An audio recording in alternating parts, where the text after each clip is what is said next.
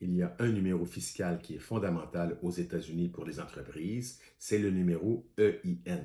Sans numéro EIN, on ne peut pas rien faire. On ne peut même pas ouvrir un compte bancaire.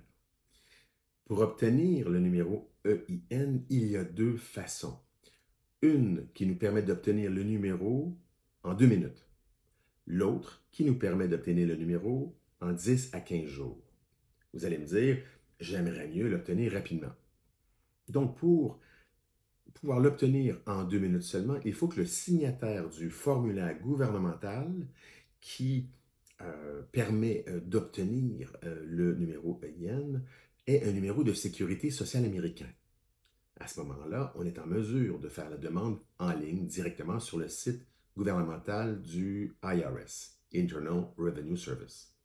Mais si le signataire du formulaire n'a pas de numéro de sécurité sociale, il est un étranger, par exemple, à ce moment-là, la demande ne se fait pas en ligne, mais doit être envoyée par fax au IRS. Et à ce moment-là, ça peut prendre de 10 à 15 jours.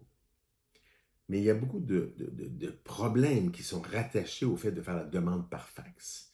Les délais sont normalement de 10 à 15 jours, mais au pic de la pandémie, c'est monté jusqu'à 75 jours pour obtenir le numéro EIN d'une société dirigée par des étrangers.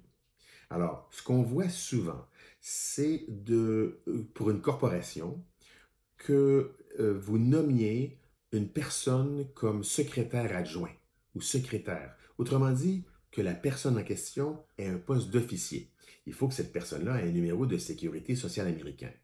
Alors, vous nommez cette personne comme secrétaire adjoint et à ce moment-là, la personne signe le formulaire et on est en mesure d'obtenir le numéro directement en ligne.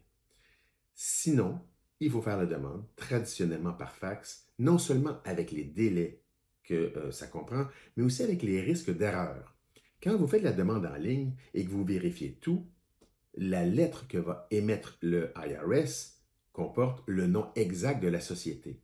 Mais quand vous faites une demande que vous envoyez par fax au IRS, c'est donc un humain au IRS qui va redactylographier les informations contenues dans le formulaire reçu par fax, avec les risques d'erreur que ça comporte. Et ça, on l'a vu très souvent. Alors à ce moment-là, la société s'appelle Cocorico Inc., mais quand vous recevez la lettre du IRS qui confirme le numéro IN, la lettre est émise au nom de Cacarico Inc. au lieu de Cocorico Inc. Et à ce moment-là, ben, vous ne serez pas en mesure d'ouvrir un compte bancaire. Pourquoi?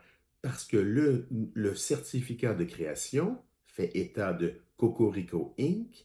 et la lettre reçue du IRS indique Cacarico Inc. Alors, le banquier, souvent, va refuser d'ouvrir un compte de banque jusqu'à ce que le IRS ait corrigé son erreur. Mais le problème, c'est que le IRS a environ 18 millions d'enveloppes non ouvertes en ce moment.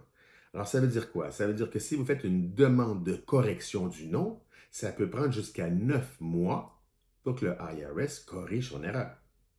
Donc, la recommandation, c'est souvent de pouvoir trouver quelqu'un que vous allez nommer secrétaire de la corporation pour signer le formulaire EIN.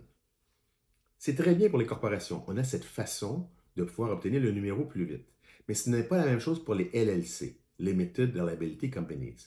Dans le cas des LLC, il faut que le signataire soit un des actionnaires, qu'on appelle des membres. Alors donc, un des membres de la LLC. Il faut qu'il détienne une participation dans la LLC.